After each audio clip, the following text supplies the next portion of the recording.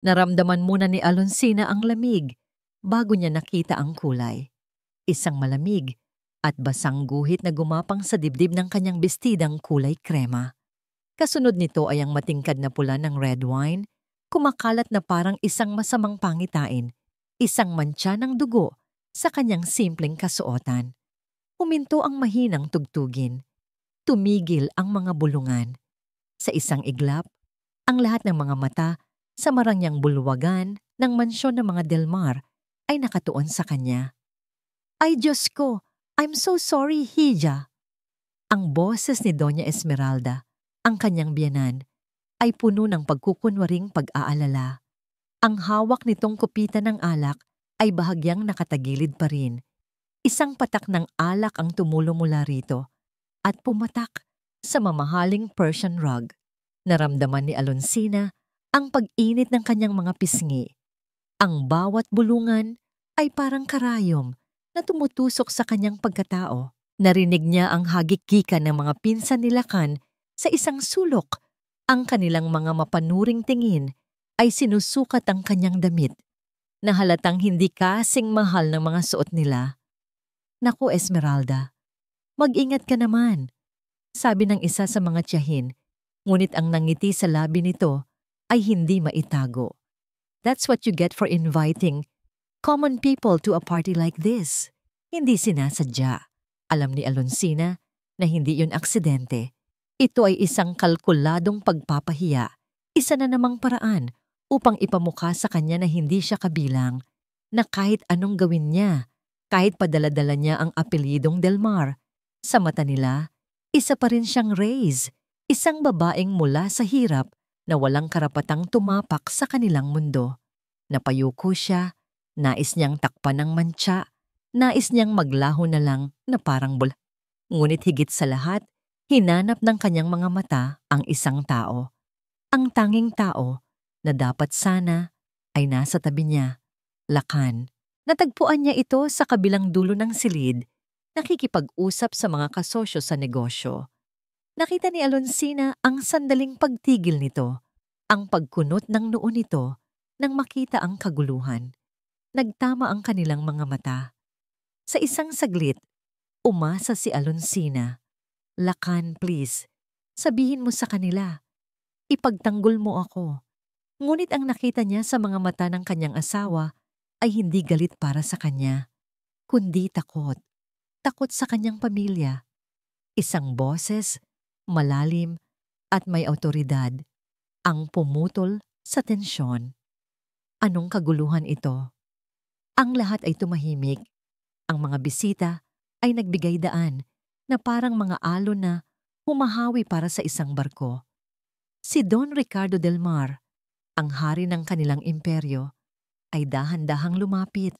Ang bawat hakbang ay may bigat ng kapangyarihan.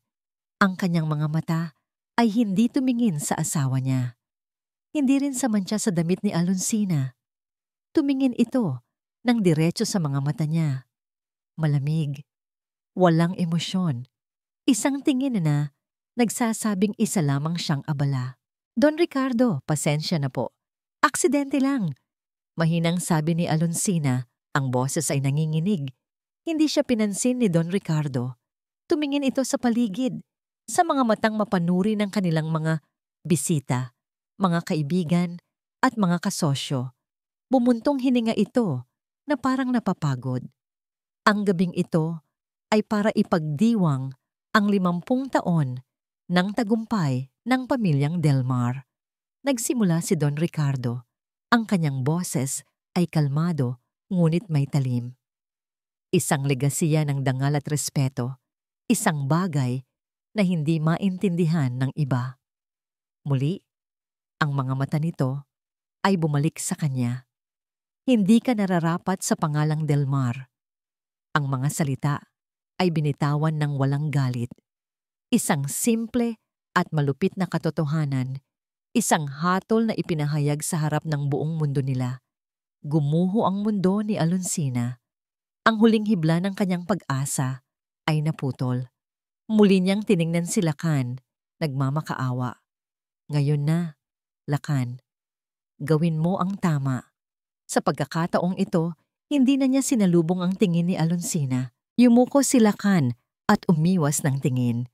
At sa sandaling iyon, naintindihan ni Alonsina ang lahat. Hindi lang siya kinamumuhuyan ng pamilyang ito. Pinabayaan na rin siya ng lalaking pinangakuan niyang mamahalin habang buhay. Isang matinding sakit ang gumuhit sa kanyang puso, mas matindi pa sa kahihiyan. Ngunit kasabay ng sakit, may ibang umusbong. Isang bagay na malamig at matigas. Galit. Dahan-dahan siyang tumuwid ng tayo. Itinaas niya ang kanyang baba. Hindi na niya pinunasan ang mantsa sa kanyang damit. Sa halip, tiningnan niya ang bawat isang miyembro ng pamilya Delmar. Isina sa ulo ang bawat ngisi, ang bawat mapanuyang tingin. Huli niyang tinignan si Lacan, na ngayon ay hindi na makatingin sa kanya. Pagkatapos, walang sinabing anumang salita, tumalikod si Alonsina. Nagsimula siyang maglakad palayo sa kanila, palayo sa mga bulungan, palayo sa musika, palayo sa buhay na akala niya ay para sa kanya. Bawat hakbang ay mabigat, ngunit bawat hakbang ay may bagong determinasyon. Paglabas niya ng mansyon, bumuhos ang malakas na ulan. Ang malamig na tubig ay agad na bumasa sa kanyang buhok at damit. Ngunit hindi niya ito ininda. Hinayaan niyang hugasan ng ulan ang kanyang mga luha. Mula sa dilim, tinanaw niya ang nagniningning na mansyon ng mga Delmar, ang simbolo ng kanilang kapangyarihan, ng kanilang kayamanan, at ng kanilang kalupitan. Hindi na siya iiyak. Tapos na ang pagiging biktima. Naramdaman niya ang pag-aapoy sa kanyang dibdib. Isang apoy na hindi kayang patayin ng ulan. Darating ang araw. Bulong niya sa hangin. Ang kanyang boses ay puno ng pangako na kasing lamig ng bumubuhos na ulan. Luluhod kayong lahat sa harapan ko. 5 taon. Ang ulan ay hindi na malamig sa alaala ni Alonsina. Ito ay naging gatong. Mula sa kanyang penthouse office sa pinakatuktok ng pinakabagong gusali sa Makati, ang buong syudad ay parang isang laruan sa kanyang paanan. Ang mga dingding na gawa sa salamin ay nagbibigay ng tanawin ng walang katapusang mga ilaw sa gabi. Walang Persian rug dito. Tanging malamig na sahig na gawa sa marmol, mga muebles na may matutulis na linya, at ang mahinang ugong ng teknolohiya. Ito ang kahariang itinayo niya mula sa abo. Isang matinis na tunog ng takong ang bumasag sa katahimikan. Si Alonsina Reyes, o AR na lang para sa mundo ng negosyo, ay tumayo mula sa kanyang mesa. Wala na ang bestidang kulay krema. Pinalitan ito ng isang itim na pantsuit na may panlalaking korte. Ang kanyang buhok ay nakatali ng mahigpit sa isang mababang bun at ang kanyang muka ay may makeup na nagsisilbing baluti. Ang bawat galaw niya ay may layunin. Bawat tingin niya ay may bigat. Marco, pumasok ka. Ang kanyang boses ay kalmado, kontrolado, walang bakas ng nanginginig na babae sa ilalim ng ulan. 5 taon na ang nakalipas. Pumasok ang kanyang kanang kamay na si Marco, isang matalinong lalaki na may katapatan na nakuha ni Alonsina, hindi dahil sa pera, kundi dahil sa paghanga. May dala itong tablet. Ma'am, handa na po ang lahat. Tumango si Alonsina. Ang mga mata ay nakatuon sa isang malaking screen sa dingding na nagpapakita ng isang komplikadong chart. Sa gitna nito ay ang logo ng Delmar Corporation. Ang Delmar Logistics, sabi ni Alonsina. Ang kanyang daliri ay dumampi sa screen, tinuturo ang isang mas maliit na kahon na konektado sa pangunahing korporasyon. Ang pinakamahina sa kanilang lahat, luma na ang kanilang sistema, masyadong kampante ang management. Dito tayo magsisimula. Sinuri na po namin ang kanilang mga numero. Isang agresibong pagbili ng kanilang mga stocks sa merkado ay magdudulot ng panik, sabi ni Marco. Hindi lang panik ang gusto ko. Pagtatama ni Alonsina, ang kanyang tingin ay lumamig. Gusto ko ng pagdududa. Gusto kong magsimulang magtanong ang kanilang mga board members. Gusto kong maramdaman ni Don Ricardo na may isang ahas na nakapasok sa kanyang hardin pero hindi niya alam kung saan ito nagtatago. Naiintindihan ko po, ma'am. Walang puwang ang emosyon sa negosyo, Marco. Gamitin ninyo ang bawat kahinaan nila, walang awa. Masusunod po. Pagkaalis ni Marco, naiwan si Alonsina sa katahimikan. Lumapit siya sa bintanang salamin, pinagmasdan ang syudad sa ibaba. Ang bawat ilaw ay kumakatawan sa isang pangarap, isang pakikibaka. Naalala niya ang sarili niyang pakikibaka. Ang mga gabing walang tulog, ang mga tasang kape na walang bilang, ang mga pinto na isinara sa mukha niya dahil isa siyang babae, dahil wala siyang pangalan. Bumalik siya sa kanyang malaking mesa na gawa sa mahogany. May isang drawer dito na laging nakalock. Binuksan niya ito. Sa loob, may isang bagay lang na hindi nabibilang sa kanyang bagong mundo. Isang luma at kupas na litrato. Isang masayang mag-asawa, nakangiti sa kamera. Isang nakababatang Alonsina. Ang mga mata ay puno ng pag-ibig at pag-asa. At sa tabi niya, si Lacan. Inaakbayan siya. Pinagmasdan ni Alonsina ang babae sa litrato na para bang ibang tao ito. Isang estranghero, isang mahinang nilalang na nagtiwala ng buo, na nagmahal ng walang pag-iimbot. Namatay na ang babaeng iyan. Pinatay siya noong gabing iyon sa mansyon ng mga Delmar. Dahan-dahan niyang isinara ang drawer at nilock ito. Ibinalik niya ang susi sa kanyang leeg, nakatago sa ilalim ng kanyang damit. Isang paalala. Tumunog ang kanyang cellphone. Isang secure line. Numero ni Marco. "Ma'am?" Sabi ng boses sa kabilang linya. Tumayo si Alonsina. Ang mga mata ay muling tumingin sa logo ng Delmar Corp sa screen. Nagsimula na po ang pag-atake. Nagkakagulo na sila sa Delmar Corp. Isang bahagyang pag-angat sa sulok ng mga labi ni Alonsina ang tanging reaksyon niya. Isang ngiti na hindi umabot sa kanyang mga mata. Nagsimula na ang laro. Ang sakit sa ulo ni Lacan ay parang isang daggundong nakasabay ng bawat pagtibok ng kanyang puso. Nakatayo siya sa harap ng mahabang mesa sa boardroom ng Delmar Corp at ang pakiramdam niya ay para siyang isang kriminal na hinahatulan. 12 pares ng mata ang nakatitig sa kanya, ngunit isa lang ang mahalaga, ang mga mata ng kanyang ama. Isang linggo, umalingaw-ngaw ang boses ni Don Ricardo Delmar sa silid na puno ng tensyon. Isang linggo na tayong sinasampal ng misteryosong kumpanyang ito at hanggang ngayon, wala ka pa ring maibigay sa aking pangalan. Lacan? Hindi ito isang tanong, isa itong paratang. Patuloy po ang investigasyon, Papa, sagot ni Lacan. Pinipilit na panatilihing matatag ang kanyang boses. Ang Archipelago Capital, para silang multo, walang mukha, walang historya, pero ang kanilang pondo halos walang hangganan. Isang mapanuyang tawa ang narinig mula sa kanyang tiyuhin sa kabilang dulo ng mesa. Multo? Baka naman natutulog ka lang sa pansitan, Lacan. Naramdaman ni Lacan ang pag-init ng kanyang mga tainga. Hindi po ako natutulog, Tito. Ang mga galaw nila ay kalkulado.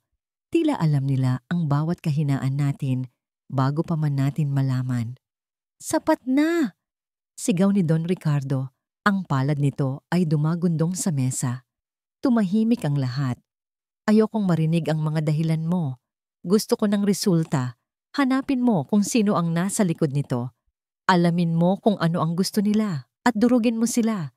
Naintindihan mo ba? Opo, Papa. Labas.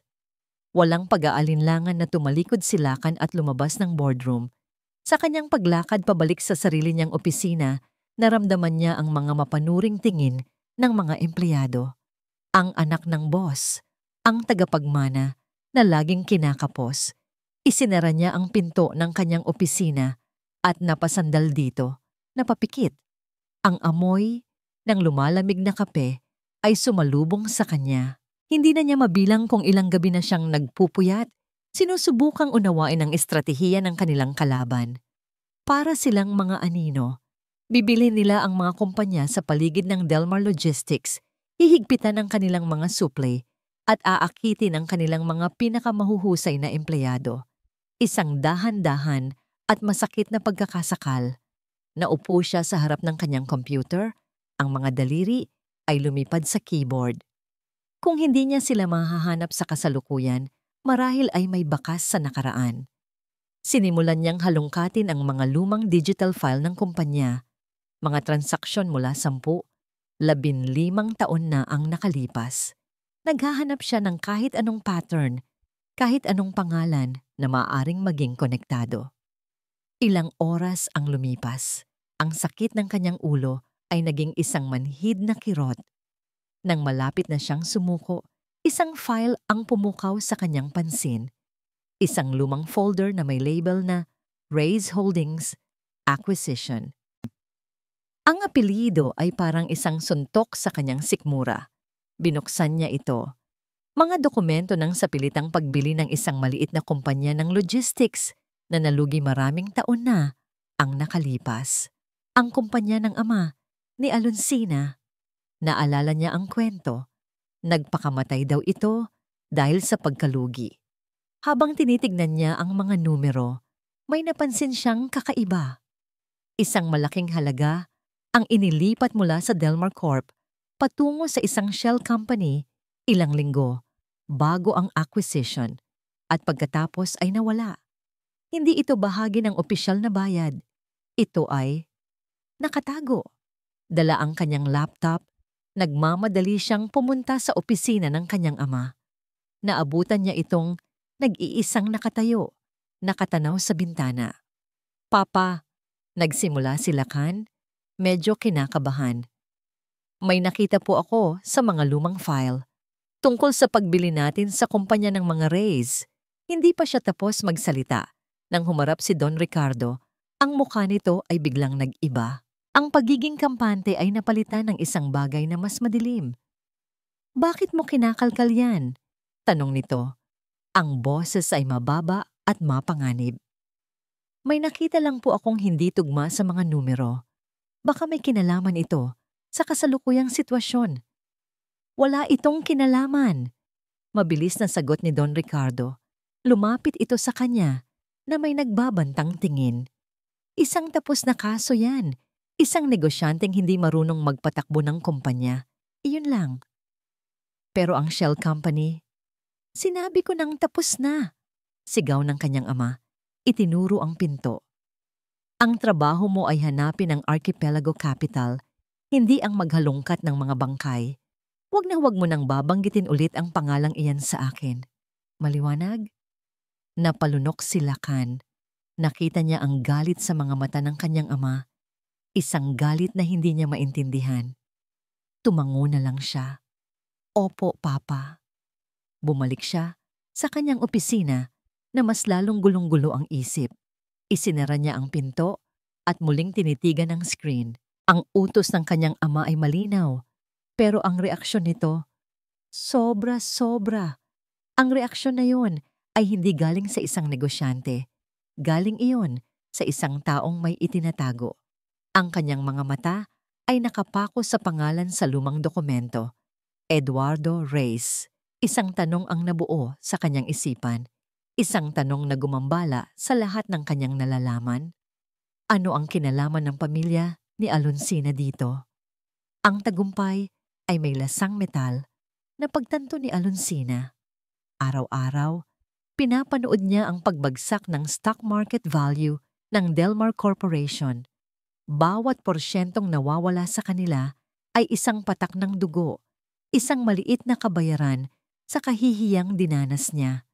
Ang kanyang mga plano ay gumagana ng perpekto na parang isang makina na walang emosyon, malamig, tumpak, mabisa. Pero sa kabila ng lahat, mayroong isang kabang sa kanyang dibdib. Ang paghihiganti ay hindi nagdudulot ng kapayapaan na inaasahan niya.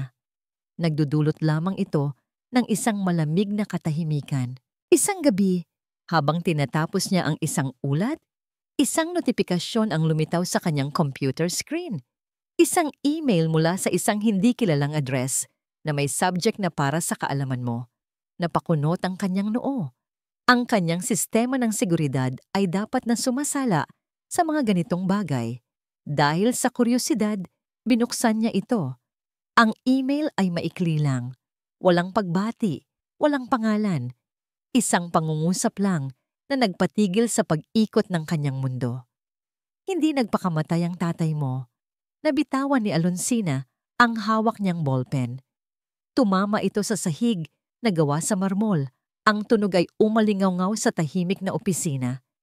Tinitigan niya ang mga salita. Binasa niya ito nang paulit-ulit. Ang kanyang paghinga ay bumilis.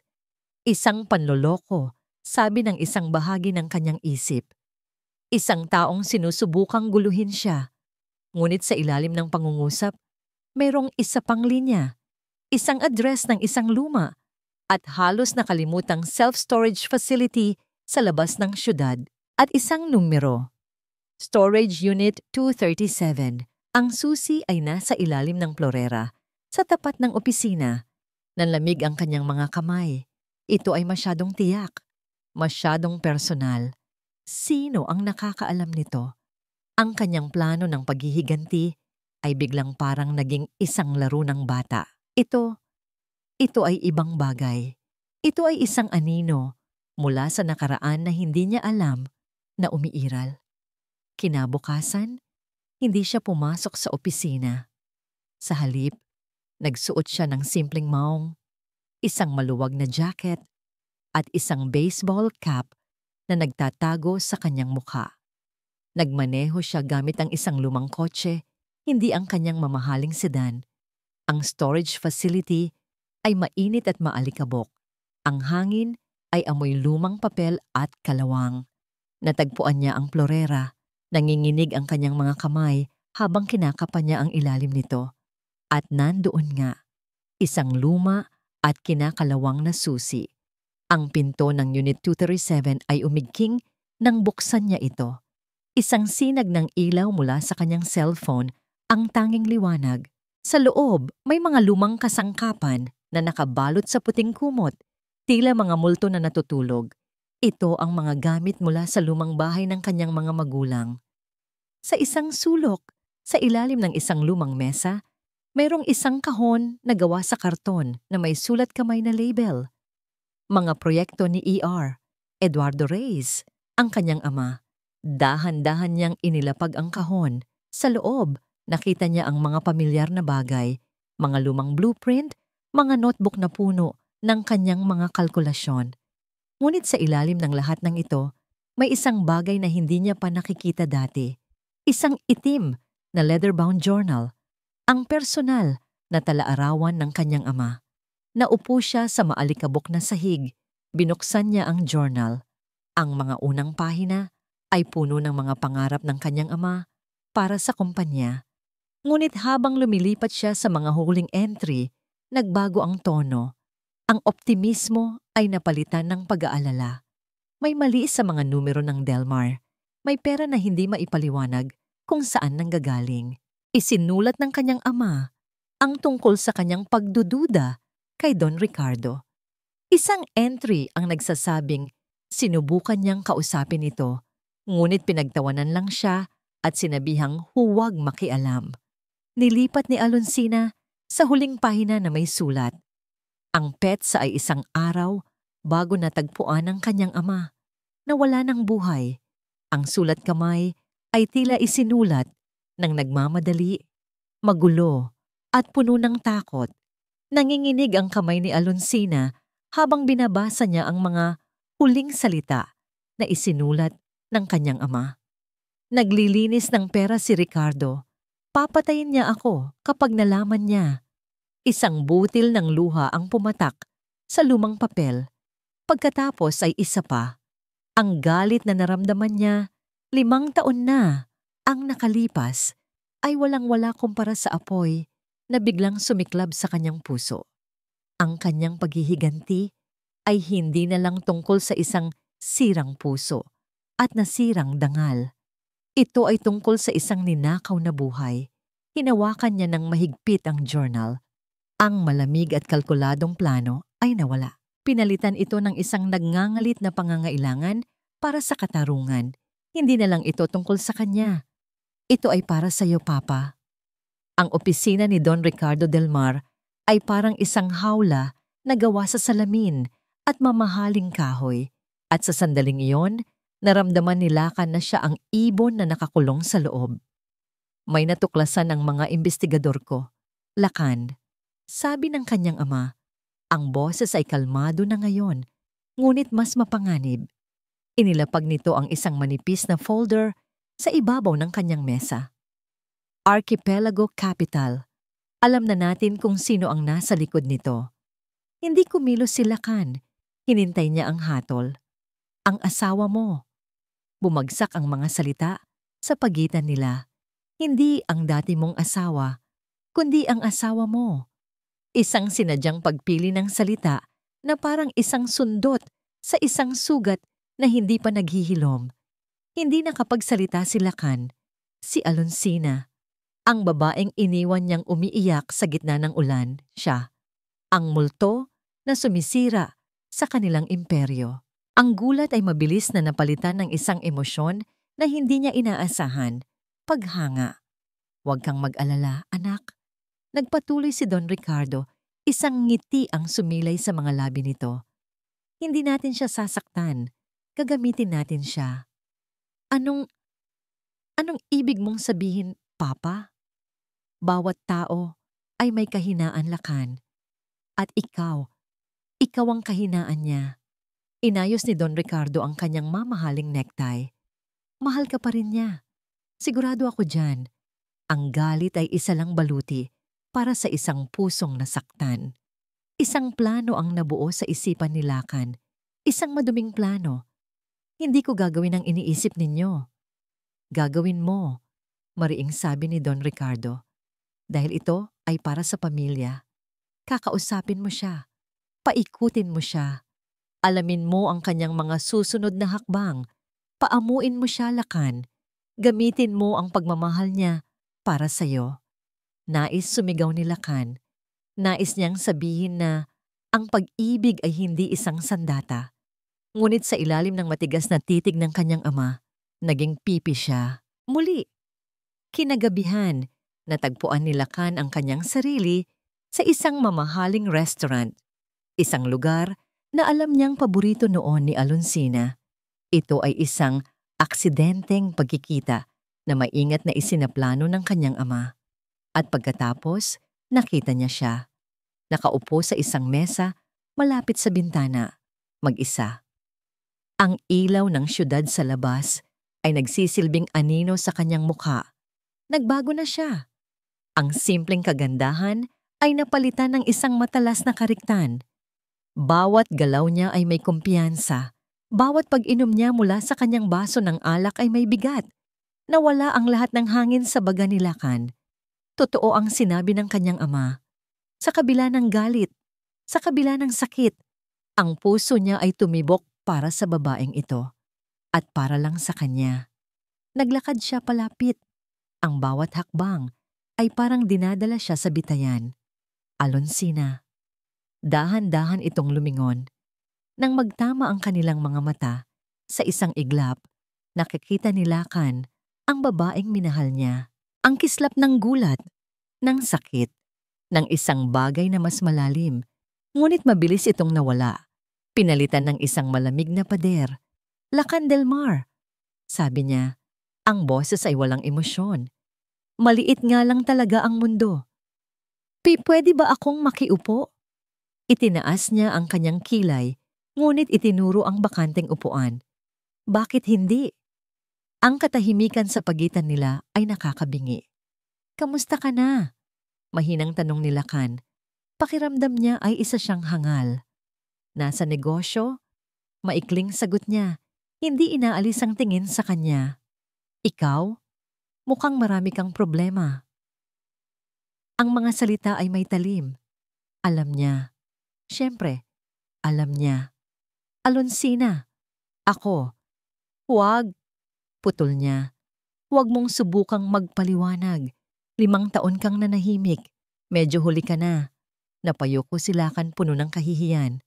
Alam ko. Tinitigan siya ni Alonsina. Ang mga mata ay sinusuri ang bawat sulok ng kanyang kaluluwa. Tila nakikita niya ang plano ng kanyang ama. Ang bawat kasinungalingan na nakahandang lumabas sa kanyang bibig. "Isang tanong lang, Lakan," sabi niya. Ang boses ay biglang bumaba, naging seryoso. At gusto ko ng tapat na sagot. Tumingin si Lakan sa kanya. "Nandito ka ba para sa akin o para sa tatay mo?" Ang tanong ay tumama sa kanya na parang kidlat, walang paligoy-ligoy. Direkta sa puso ng kanyang pagkakasala. Binuksan niya ang kanyang bibig, ngunit walang salitang lumabas. Ang katahimikan niya ay naging sagot. Isang mapait na ngiti ang gumuhit sa mga labi ni Alonsina. Tumayo siya. Inilapag ang pera sa mesa.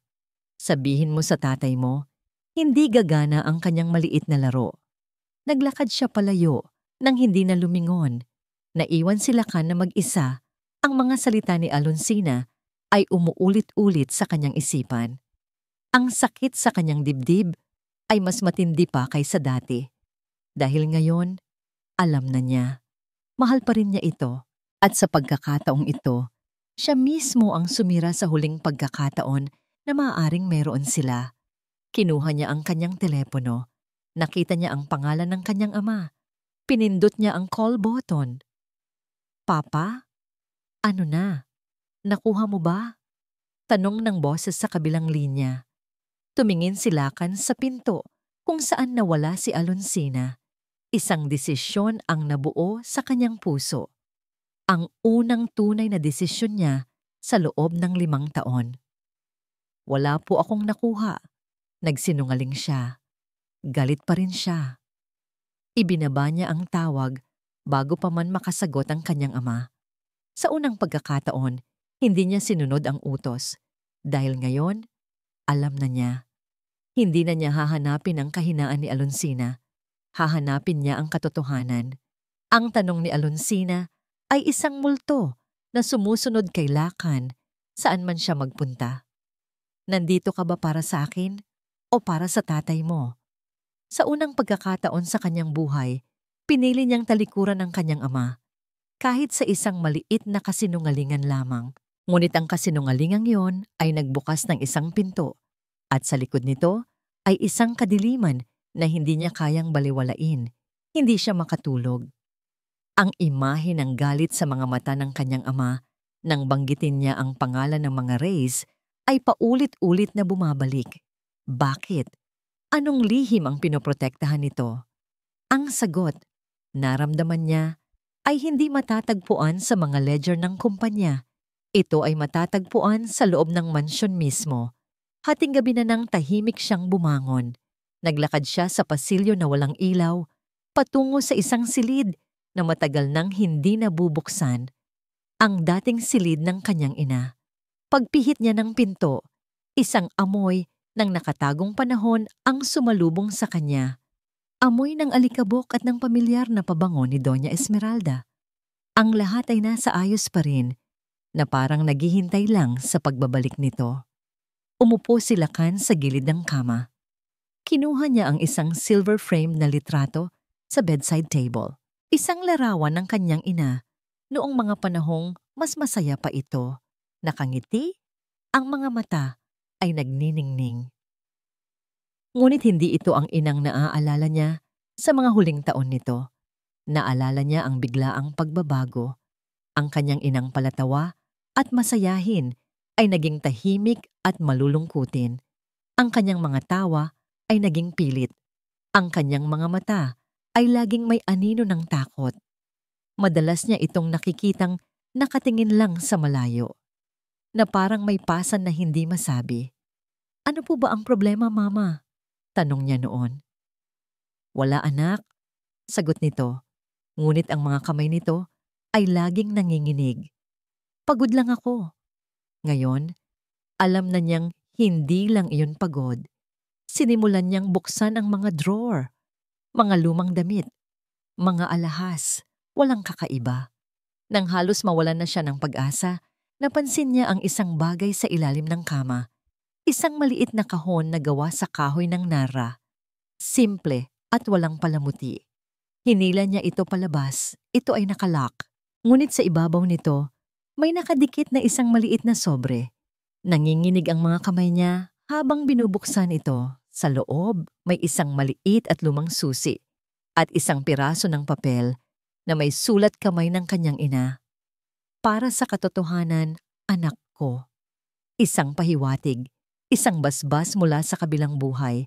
Hindi ito para sa pera o alahas. Alam ni Lakan na ang susi ay para sa isang bagay na mas mahalaga. Dinala niya ang kahon at ang susi sa family library, ang paboritong lugar ng kanyang ina. Dito ito nagkukulong noon nang mag-isa sa loob ng maraming oras. Sa likod ng isang hilera ng mga libro ng tula, may isang maliit na bakal na pinto na halos hindi mapansin, isang maliit na safe na nakatago sa dingding. Ginamit niya ang susi. Pumasok ito ng perpekto.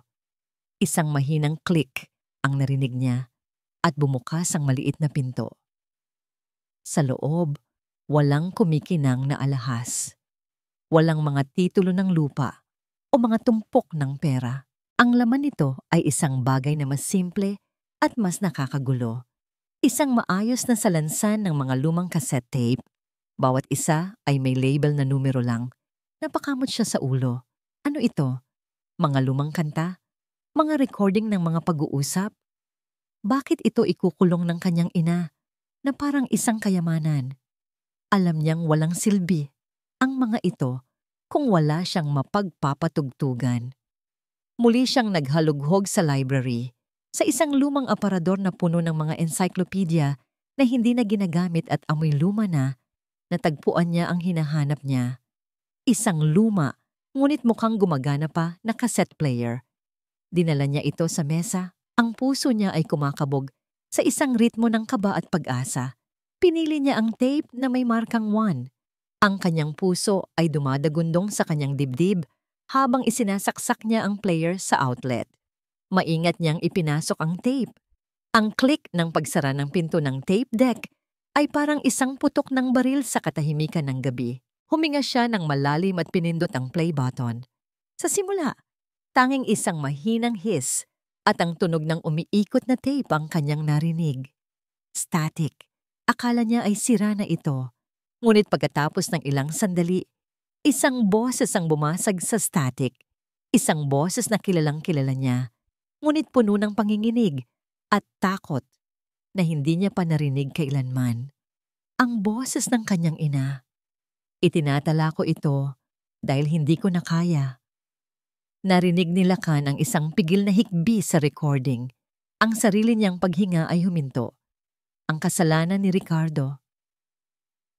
Ang journal ng kanyang ama, ang naging apoy ni Alonsina.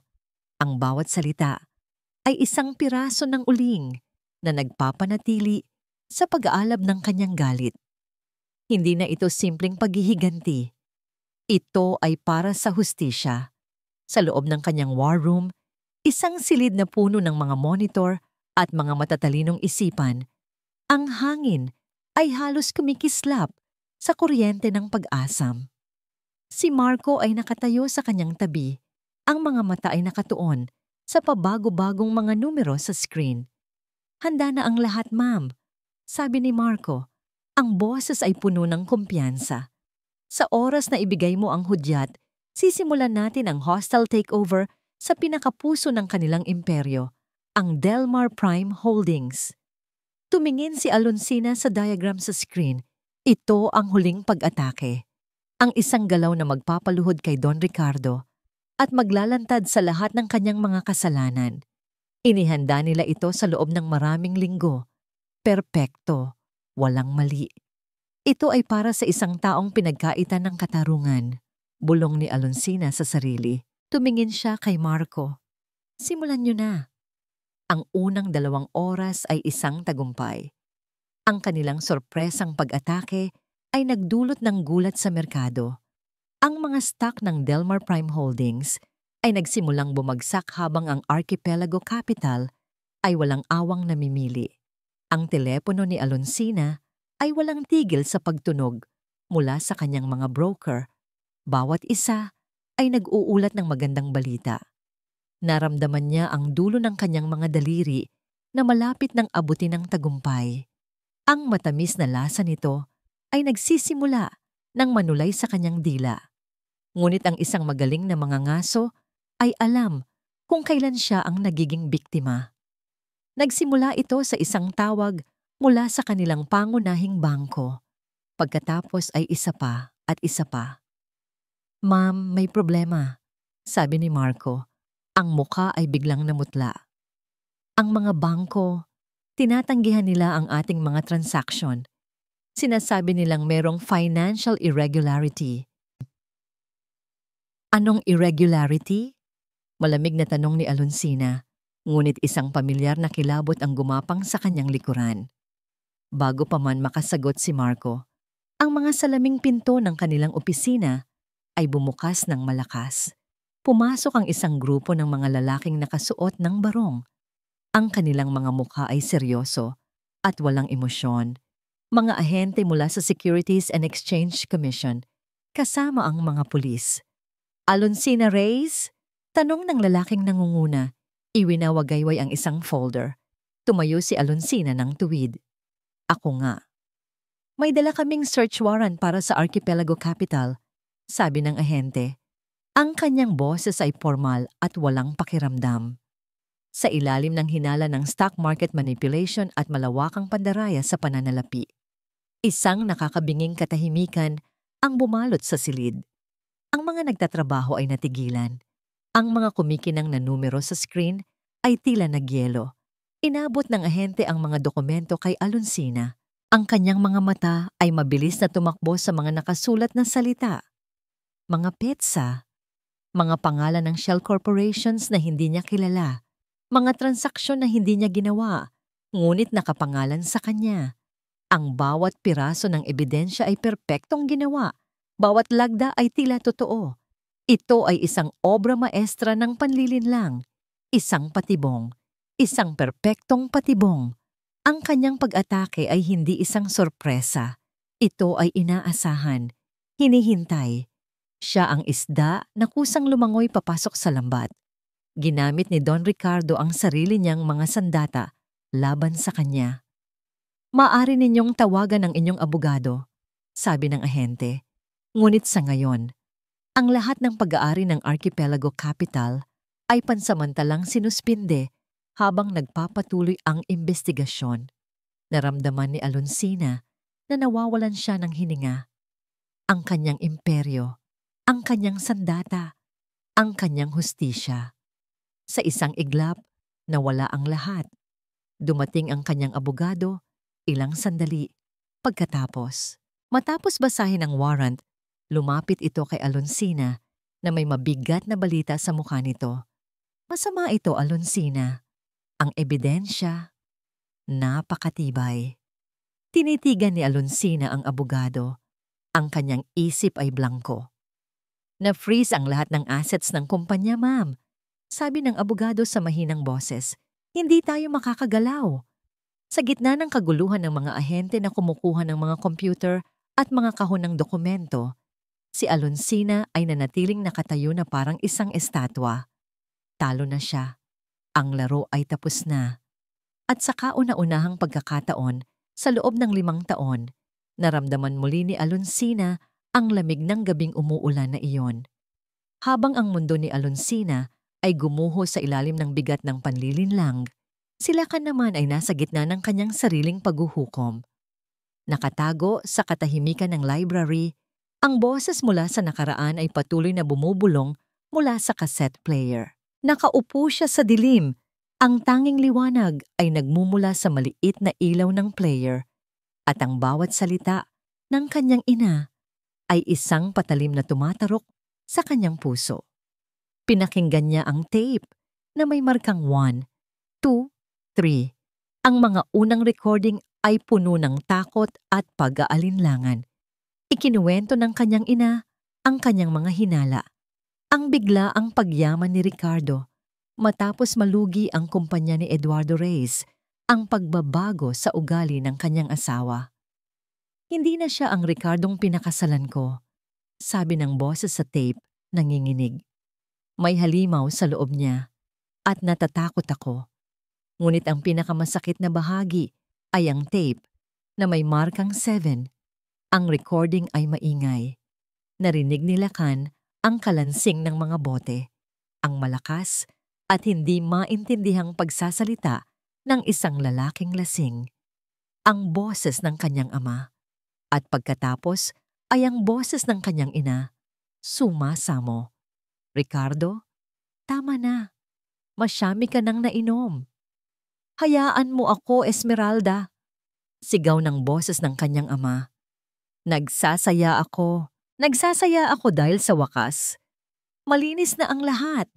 Walang nakakaalam. Anong ibig mong sabihin? Tanong ng kanyang ina. Narinig ni Lacan ang isang malakas na tawa sa tape. Isang tawa na nagpatindig ng kanyang mga balahibo. Iyong si Eduardo? Iyong kaibigan mong si Eduardo. Lasing na sabi ng kanyang ama. Masyado siyang matalino para sa sarili niyang kapakanan. Nakita niya ang mga numero. Ang tanga. Akala niya kakausapin ko lang siya. Ricardo, ano ang ginawa mo? Ang boses ng kanyang ina ay halos isang pabulong na puno ng takot. Isang sandali ng katahimikan. At pagkatapos, ang mga salitang nagwasak sa mundo ni Lacan. Ako ang pumatay kay Eduardo. Karapat-dapat lang sa kanya niya yon. Narinig ni Lacan ang isang matinis na pag-iyak sa recording, ang tunog ng isang nabasag na baso. Ang tape ay biglang naputol. Sa loob ng library, ang tanging tunog na maririnig ay ang mabilis at mabigat na paghinga ni Lacan. Ang kanyang tiyan ay bumaliktad. Nagmamadali siyang tumakbo sa banyo at sumuka.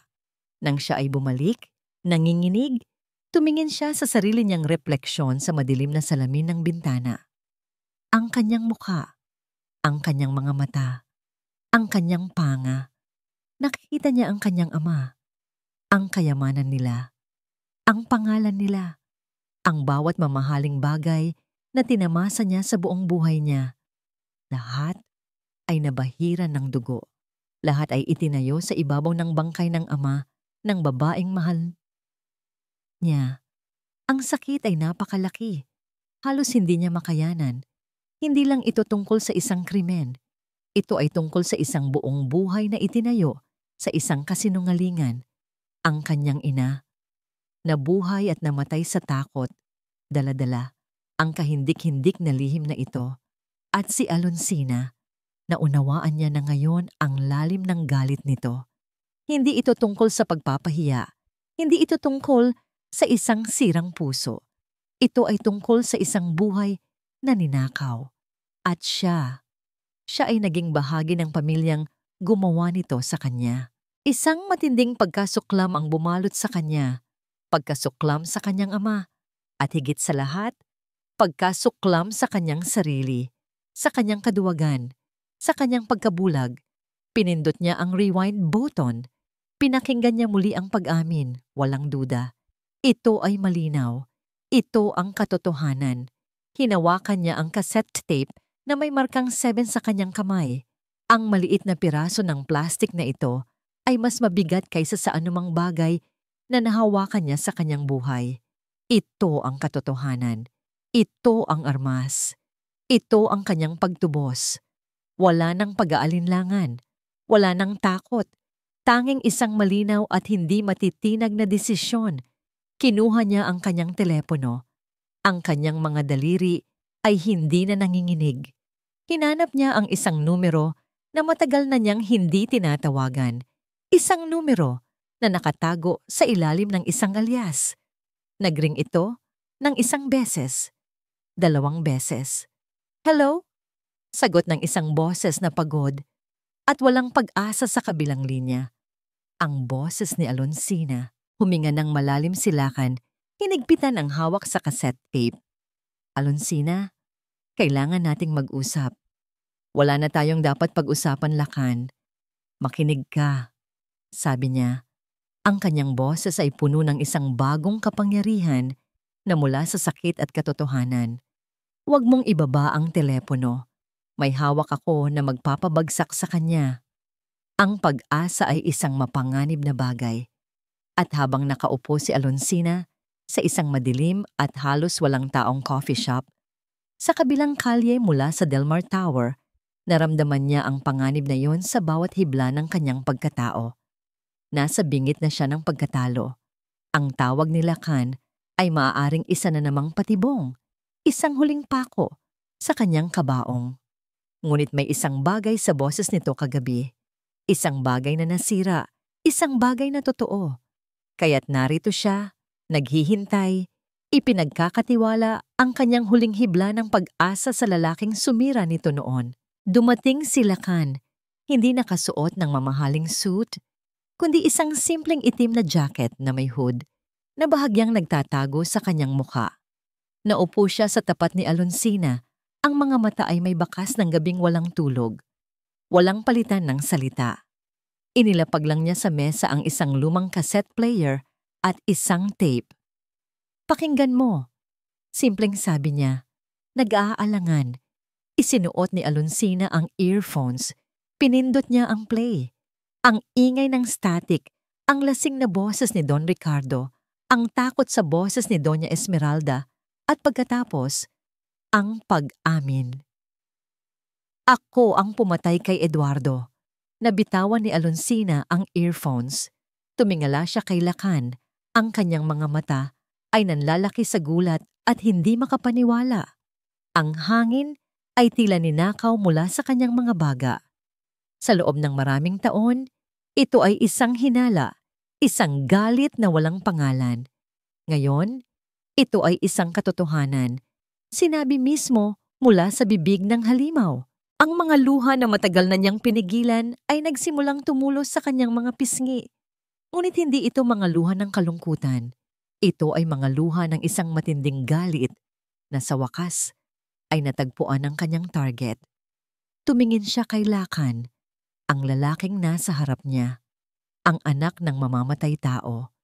Ngunit ang nakita niya sa mga mata nito ay hindi pagtatanggol, kundi isang salamin ng sarili niyang sakit.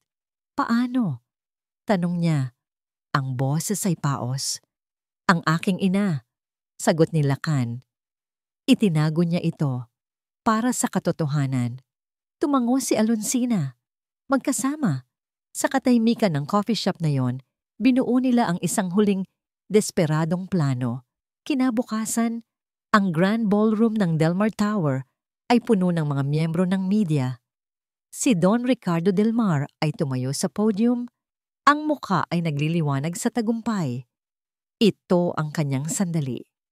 Ang araw na ipapahayag niya, ang pagbagsak ng Archipelago Capital at ang pagpapatibay ng kanyang imperyo. Ang araw na ito ay isang patunay. Nagsimula siya. Ang kanyang boses ay umalingaw-ngaw sa buong silid, na ang katapatan at integridad ay laging mananaig laban sa kasakiman at panlilinlang. Si Alonsina ay nanonood mula sa isang screen sa isang van sa kabilang kalye. Ang puso niya ay dumadagundong. Katabi niya ang kanyang abogado na may hawak na injunction laban sa pag-freeze ng kanyang mga ari-arian. Handa nang isumite sa oras na lumabas ang katotohanan. Sa loob ng ballroom, si Don Ricardo ay nasa gitna na ng kanyang talumpati. Tinatangkilik ang bawat sandali ng kanyang paghihiganti. Ang mga nasa likod ng Archipelago Capital ay mananagot sa batas. Hindi niya natapos ang kanyang pangungusap. Isang pinto sa gilid ng entablado ang bumukas. Ang lahat ng mga ulo ay lumingon. Naglalakad sila kan Delmar papunta sa entablado. Ang kanyang mukha ay kalmado. Ang kanyang mga mata ay nakatuon lamang sa isang tao, ang kanyang ama. "Lacan, anong ginagawa mo dito?" tanong ni Don Ricardo. Ang ngiti ay biglang nawala. Napalitan ng pagkalito at inis. Hindi sumagot si Lacan. Sa halip, lumapit siya sa mikropono. May hawak na isang maliit na digital audio player na konektado sa sound system ng ballroom. "Mayroon lang akong gustong ibahagi sa inyong lahat," sabi ni Lacan. Ang kanyang boses ay malinaw at matatag. Isang boses mula sa nakaraan. Bago pa man makakilos ang sinuman, pinindot niya ang play. Ang recording, na nilinis na ngayon para alisin ang static, ay umalingaw-ngaw sa buong silid. Ang lasing na pag-amin ni Don Ricardo Del Mar. Ako ang pumatay kay Eduardo. Karapat-dapat lang sa kanya yon. Isang nakakabinging katahimikan ang bumalot sa ballroom. Ang mga kamera ay mabilis na lumipat mula kay Lacan patungo sa mukha ni Don Ricardo. Ang kulay ay nawala sa kanyang mukha. Ang kanyang bibig ay bahagyang nakabukas. Ang kanyang mga mata ay nanlalaki sa takot at hindi makapaniwala. Nakatitig sa kanyang sariling anak. Ang traidor. Sa gitna ng pagkabigla ng lahat, ang mga pinto sa likuran ay bumukas ng malakas. Pumasok ang mga pulis. Ang kanilang mga uniforme ay isang matalim na kaibahan sa karangyaan ng lugar. Lumapit sila sa entablado. Natulala si Don Ricardo. Ang kanyang isip ay hindi makaproseso ng biglaang pagbagsak ng kanyang mundo. Ang kanyang pagtataksil ay hindi nagmula sa isang kaaway, kundi mula sa sarili niyang dugo. 2 pulis ang humawak sa kanyang mga braso. Narinig ng lahat ang click ng posas na isinasara sa kanyang mga pulso. Sa gitna ng kaguluhan, matapos ang lahat, si Alonsina at Lacan ay nagtama ng tingin mula sa magkabilang dulo ng entablado. Ang laban ay tapos na. Ang katotohanan ay nanalo. Dahan-dahang lumapit si Lacan kay Alonsina. Ang mga tao at kamera ay nagsisilbing isang malabong background. Tumayo sila ng harapan. Ang hangin sa pagitan nila ay puno ng mga salitang hindi kailangang sabihin. "Patawad, Alonsina," sabi ni Lacan. Ang boses ay puno ng bigat ng 5 taon ng pagsisisi. Sa lahat. Tinitigan siya ni Alonsina. Ang mga luha ay muling namumuo sa kanyang mga mata. Ngunit sa pagkakataong ito, hindi niya alam kung ano ang sasabihin. Lumipas ang ilang buwan. Ang alikabok ng digmaan ay unti-unting humupa. Inilalantad ang isang bagong tanawin. Ang pangalang Delmar, na dating simbolo ng kapangyarihan, ay naging kasing kahulugan na ngayon ng kahihiyan. Ang imperyo ay gumuho na parang isang bahay ng mga baraha. Si Don Ricardo ay nasa bilangguan, naghihintay ng kanyang paglilitis, isang matandang lalaki na inabandona ng lahat. Ang iba pang miyembro ng pamilya ay nagkanya-kanya na ng landas. Dala ang bahid ng isang kasalanang hindi kanila, ngunit kailangan nilang pasanin. Sa kabilang banda, ang pangalang Reyes ay muling isinilang mula sa abo. Nakatayo si Alonsina sa harap ng isang simpleng puntod. Ang damo sa paligid ay bagong gupit. Naglagay siya ng isang palumpon ng puting bulaklak sa ibabaw ng lapida kung saan nakaukit ang pangalan, Eduardo Reyes. "Tapos na, Papa," bulong niya sa hangin. Hustisya. Hindi na niya naramdaman ang bigat ng galit. Sa halip, isang katahimikan ang bumalot sa kanya, isang kapayapaan na mas matamis kaysa sa anumang tagumpay sa negosyo. Ang Archipelago Capital ay nalinis na sa lahat ng mga akusasyon. Isinama niya dito ang maliit na kumpanya ng kanyang ama at binigyan ito ng bagong pangalan, Reyes Legacy. Ang kanyang misyon ay hindi na pagwasak, kundi pagbuo. Pagbalik niya sa kanyang opisina, isang bagong opisina, mas maliwanag at mas bukas kaysa sa dati niyang penthouse, may naghihintay sa kakanya. Si Lacan. Nakatayo ito sa tabi ng bintana, nakatingin sa labas. Hindi na siya ang duwag na tagapagmana o ang lalaking puno ng pagsisisi. Mayroon siyang bagong katahimikan, isang kapayapaan na nakuha mula sa pagharap sa pinakamadilim na katotohanan. "Alonsina," bati niya. Lumingon ito nang maramdaman ang kanyang pagdating. "Lacan," sagot niya. Ang kanyang tono ay kalmado, walang bakas ng dating galit. "Ito na ang mga huli," sabi ni Lacan. Inilapag ang isang folder sa kanyang mesa.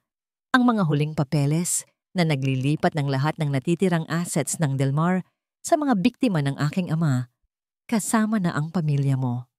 "Salamat," sabi ni Alonsina. Isang sandali ng katahimikan ang namagitan sa kanila. Ito ay hindi na ang nakakabinging katahimikan ng galit, kundi isang espasyo na puno ng mga bagay na hindi masabi. "Aalis na ako," sabi ni Lacan. na bumasag sa katahimikan. Tumingin si Alonsina sa kanya. "Saan ka pupunta?" "Malayo dito?" Sagot niya. Isang maliit at malungkot na ngiti ang sumilay sa kanyang mga labi. Kailangan kong buuin muli ang sarili ko. Malayo sa anino ng aking ama. Malayo sa lahat ng ito, kailangan kong hanapin ang sarili kong pagtubos. Hindi siya humihingi ng tawad. Hindi na. Alam nilang pareho na may mga sugat na masyadong malalim para maghilom sa isang salita lamang. Ang ginawa niya ay isang pag-amin, isang pagtanggap sa kanyang sariling landas. Tumango si Alonsina. Naunawaan niya. "Saan ka magsisimula?" "Mula sa wala," sabi ni Lacan. "Tulad mo?" Naglakad siya papunta sa pinto. Bago siya lumabas, lumingon siya sa huling pagkakataon. "Alonsina, mag-ingat ka." "Ikaw din, Lacan." Pinanood ni Alonsina ang kanyang likod habang naglalakad siya palayo sa pasilyo hanggang sa hindi na niya ito makita. Hindi niya siya pinigilan. Hindi niya sinubukang isara ang pinto ng tuluyan. Alam niyang pareho na ang kanilang kwento ay tapos na. Ngunit marahil, sa ibang panahon, sa ibang buhay na binuo mula sa katotohanan, maaaring mayroon pang isang bagong kabanata. Lumapit siya sa bintana, sa parehong lugar kung saan nakatayo si Lacan kanina. Tanaw niya ang pagsikat ng araw sa syudad. Ang mga sinag nito ay dahan-dahang nagtataboy sa mga anino ng gabi. Sa kauna-unahang pagkakataon, sa loob ng napakatagal na panahon, ngumiti si Alonsina. Isang tunay na ngiti na umabot sa kanyang mga mata. Isang ngiti ng kapayapaan. Biglang tumunog ang kanyang telepono. Isang text message mula sa isang hindi pamilyar na numero. "Sinimulan ko na. Mula sa wala. Sana, balang araw, mapatawad mo ako." Hindi siya nag-reply. Sa halip, ibinaba niya ang kanyang telepono at ipinagpatuloy ang pagtingin sa bukang liwayway. Ang pagpapatawad ay isang mahabang paglalakbay, ngunit ang pag-asa, tulad ng araw, ay laging sumisikat.